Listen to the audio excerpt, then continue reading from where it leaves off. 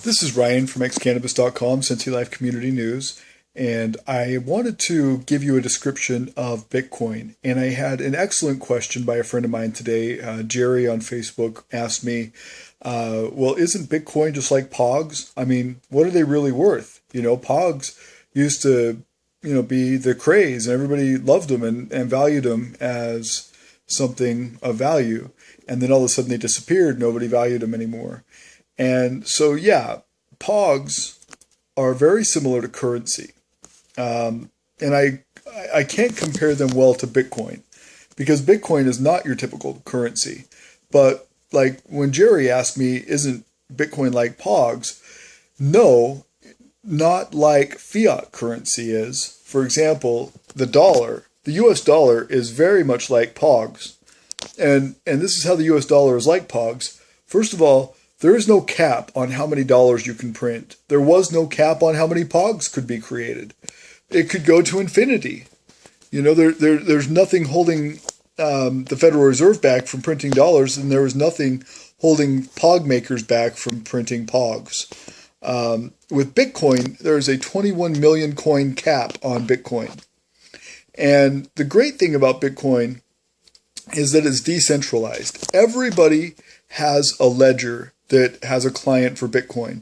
So the ledger is a community public ledger. Everybody can see every transaction that's taken place in Bitcoin. You can go to blockchain.info if you don't have a client to see what is on the ledger, and you can see what's being transferred on the blockchain. The mining, somebody asked me about, well, isn't this just like printing money, having a Bitcoin miner? And no, it's actually not.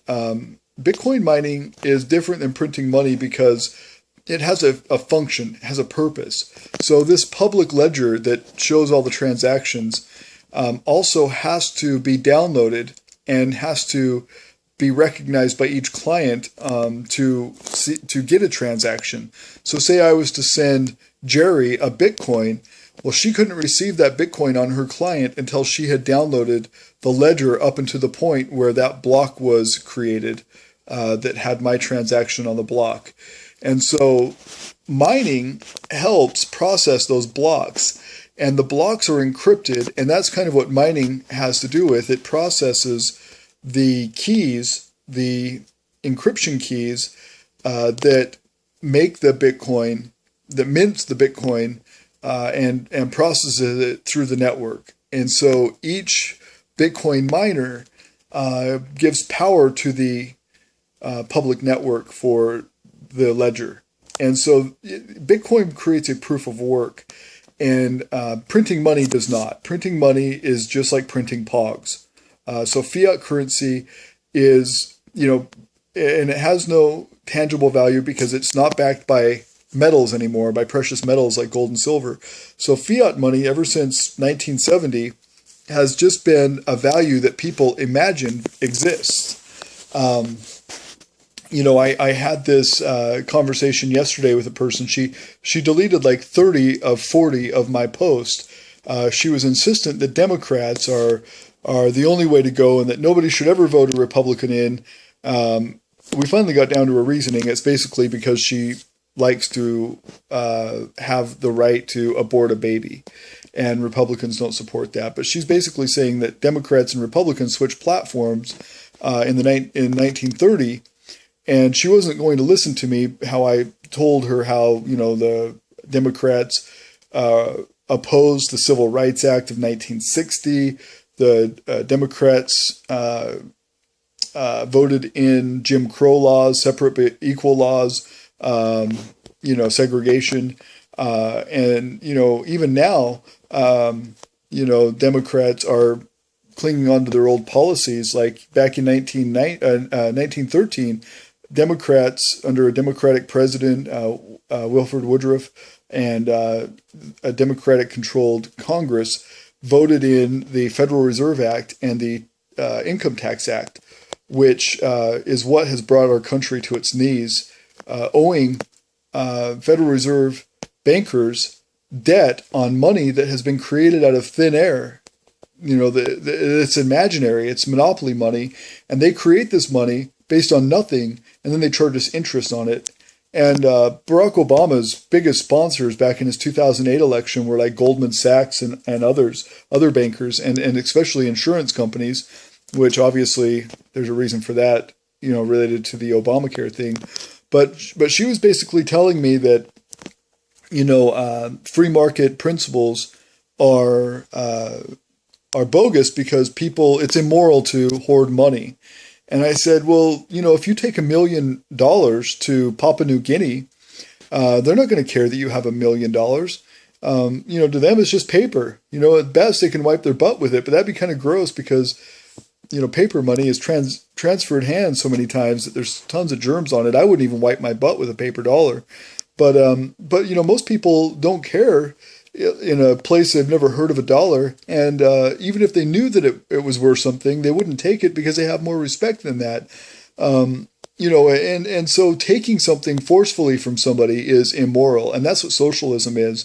And I try to explain that to her, and when a government or a bank has control of a currency and they can force people to give it up for, say Obamacare or say income taxes or say whatever program, and they can force you to give it up or you go to jail, that's theft. That's immoral. Now, having something, obtaining something, even hoarding something isn't immoral, by standard definition. When you deprive somebody of something else forcefully, that's immoral. But just accumulating something, in my opinion, is not immoral. Theft is immoral. Taxes are immoral. Printing money out of thin air and charging people interest on it is immoral, but not hoarding something. And so I tried to explain to her, what money is all about. And that's when she got upset and deleted a whole bunch of my posts. But she kept going back to how basically Republicans don't want babies to get killed, and she would like that to be, acceptable. And that was her only real issue. She kept saying that, Republicans vote for prisons and vote for drug laws. And I try to explain how, well, gosh, George W. Bush only had one federal indictment for medical marijuana in 8 years. And Barack Obama has had 61 just in 2 years, up until 2011. And I haven't had recent statistics, but just in 2 years of President Obama being president, he had 61 federal indictments for medical marijuana providers, legal medical marijuana providers, compared to Bush's one.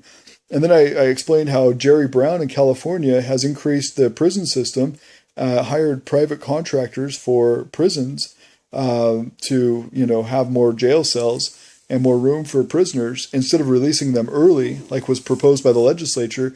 Jerry Brown has increased the prisons, has vetoed a hemp bill for 4 counties to grow hemp in California.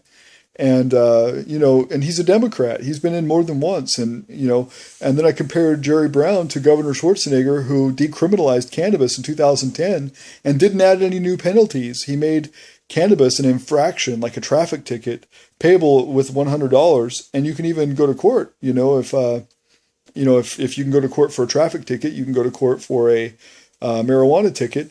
And, it's an infraction just like a traffic ticket is. And, the biggest fine you're going to get is $100 and a slap on the wrist for anything under an ounce. And that was by a Republican. And so I don't think that Republicans are inherently bad. I think, if you look at the last election and you see 2 Republican presidential candidates, both Gary Johnson and Ron Paul, who both wanted totally legalized cannabis, and you didn't see any Democrats voting for full legalization or decriminalizing cannabis at all.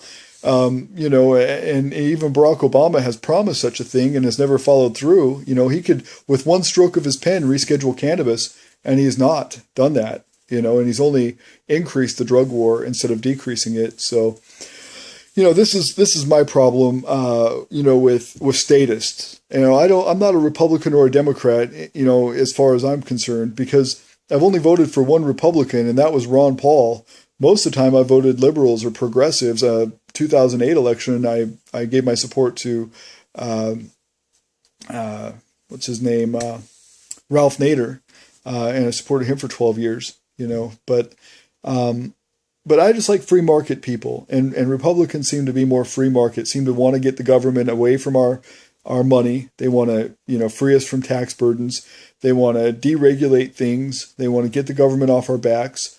Not all of them. I'm not saying all of them are good. A lot of them are no different than Democrats. But if you look at history, Democrats, they're the party of slavery. They're the ones that invented the Ku Klux Klan in 1860. They're the ones that fought against abolition. That the Southern Democrats were the ones against ending slavery. It was a Republican president that ended slavery. It was Republicans who voted in the 13th, 14th, 16th Amendments, 15th Amendment, where there was no Democratic support for it.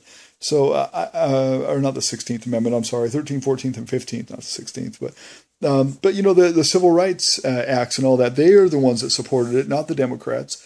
It just seems very disingenuous when people say that Democrats fight for civil rights and Republicans don't. When the Democrat Party has been and always has been and still is the party of slavery. Now it's just slavery to the Federal Reserve. The Democrats never vote to audit the Federal Reserve. Republicans are always asking to audit the Federal Reserve or to end the Federal Reserve. Democrats are not. And now we're enslaved to this system of interest rates and taxation and centralized currency. Anyway, Bitcoin is the way out of this. That's my point of view. And that's what I wanted to report on. Bitcoin in the last week has gone from in the last 3 weeks, has gone from $122 to $350 in value each. Right now they're sitting at $340 in value compared to 3 weeks ago. So with a market cap of 21 million, we'll see Bitcoin only increase in value. This is what I've been saying since 2011. It's time to beat the bankers, people. Peace out.